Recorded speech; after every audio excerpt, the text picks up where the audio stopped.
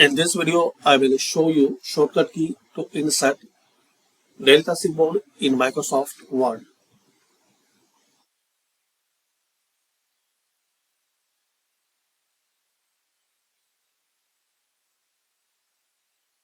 So you have to press Alt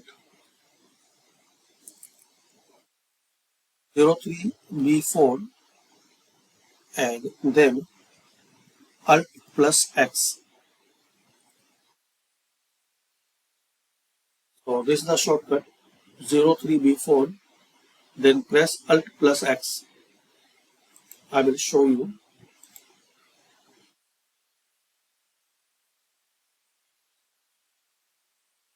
B4, now press Alt plus X.